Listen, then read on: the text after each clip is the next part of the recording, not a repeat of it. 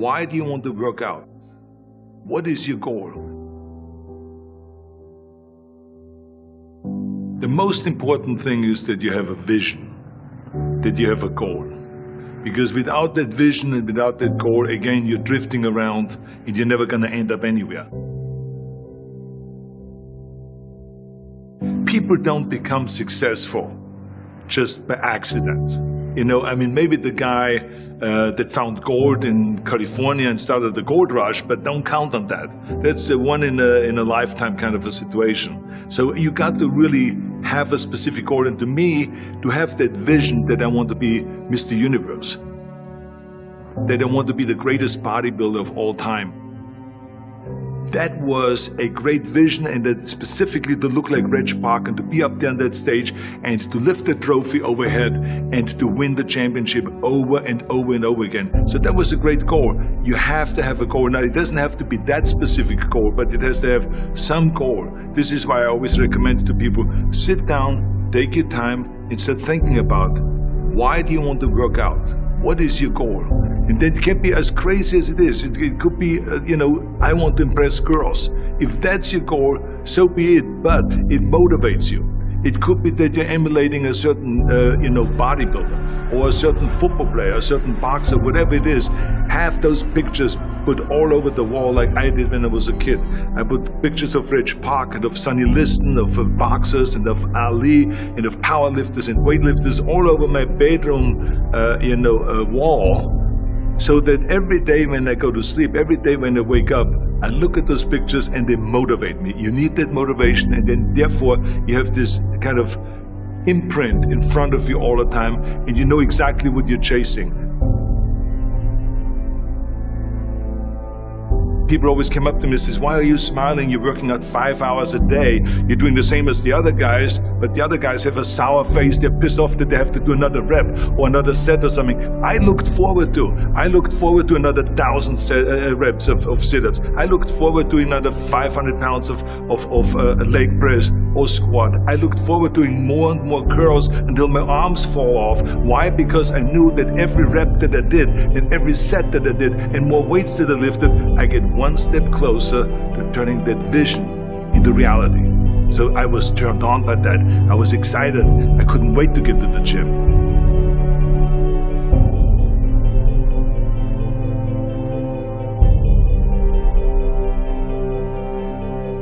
I remember that when I weighed 245 pounds, and Bob Rafelson, the director of Stay Hungry, said to me that I'm interested in having you come in for a reading and work on your acting and all this, because I'm interested in having you in a movie to star with Jeff Bridges and with Sally Fields. I was delighted about that, and I was excited, and I started pumping up more and more. And then he said, but I don't want you to weigh more than 210 pounds. You want me to be in a movie, but I'm weighing 245, 246. I say, I just won the Olympia, I say, which was 1974, and I was really at my biggest. And but he demanded that, and he says, look, it's very simple. On the day we start shooting, he says, I'm going to put you on a scale, and if you don't make the 210, you're out, because I have someone else in mind. And I worked on it. I started visualizing myself very clearly as a lean athlete, because that's the only way I could lose that weight and all of a sudden get interested in running more, because up until that point I ran like 3 miles after training or before training or whatever, but now all of a sudden it was 5 miles, 6 miles, 7 miles, 8 miles, and they even ran mini marathons in order to lose the weight, and I did everything with high reps, and I was watching my diet, what I eat and all those kind of things. And but the day before, I remember we were in Birmingham, Alabama. The day before I was at the YMCA with Bob Rafelson. He was swimming and I was working out and I was running. There was a track there and I was running. He says, let's step on the scale. And I stepped on the scale and I weighed 209. So it just shows to you what is possible if you visualize exactly what you want to look like.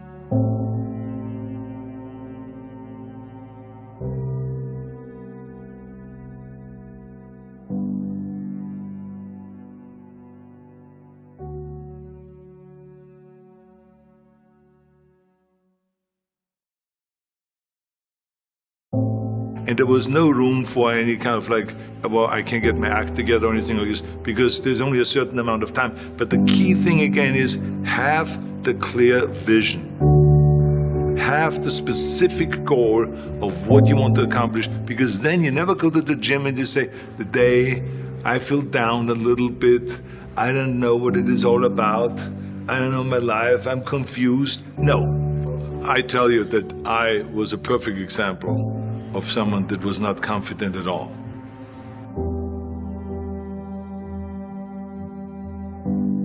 I mean, when I was a kid, I was just like any other kid. I had my hang-ups and problems and all this. But when I joined the weightlifting club and I won my first little trophy because I did the best clean and jerk, and then we went to another meet and I won another little trophy, I started feeling like somebody. But the bottom line is, everyone can use the same method, because I used it in politics, I used it in making money, I used it in everything that I've done in the movie business. When you have one little victory, little victories add up, and that is what gives you then ultimately confidence. Well, for me, the most important thing always is to have a deadline. So when I, for instance, had a competition, and let's say the competition was in the middle of September, and it was now beginning of summer, so there was no more time to screw around. So there was the time now to get going on a diet, to get going with the training, to not slack off at all, because there was a deadline there. The day of the competition, I had to be in the best shape possible. And I knew that if I come to the competition and I lose because I did not schedule my training the proper way, or I didn't have the right frame of mind, or I didn't give everything, literally worked my butt off, I would be just so angry. So I never wanted to be in that situation. So this is why it was very important to pick that time and to say, this is when I have to be in top shape, and then I work towards that. But it's not just with the competition. I mean, it's the same in the movie business. I mean, to me, it was always a big advantage when I said, okay, my movie starts on April 1, and I have now 3 months, so I have to get really in great shape. So you pick those times. It could also be that you have no movie and you have no Mr. Olympia or no Mr. America, no Mr. Universe coming up or any of those things. But you say to yourself, the summer starts in June. I'm going to go to the beach in June, and at that time I want to be in great shape. So that creates an urgency that makes you really start training hard and taking it seriously. Because if you don't have a specific plan, then you wander around. I mean, you can have, as I've told you many times, the best ship or the best plane in the world, but if you don't have a specific goal where you want to go and when you want to get there, you just drift around and you never get anywhere. So this is why it is so important to create that urgency and have a specific time when you want to be in shape. Well, I mean, look, everyone has a problem with time, but the day is 24 hours and we sleep 6. Now, I know there's some out there that say, whoa, I need 8. Well, I say just sleep a little faster, because the bottom line is we have 6 hours of sleep, 24 hours are available, so you have 18 hours now available to your work, your family, your hobbies, and also to learn something new or to do something new, which could easily be that you want to learn a new language, or that you want to read as a New Year's resolution, I have to read a book every week, or you say, I'm going to go and reshape my body. So you're going to go and take this hour out of your schedule and say, I'm going to train an hour every day. So this is, for most people, a huge challenge, but it is totally doable, I can tell them, because the kind of things that I did when I came to this country, I mean, I went to school, I was working in construction, I was working out my 5 hours a day, I was taking acting classes from 8 o'clock at night to 12 midnight, I was doing all of those things.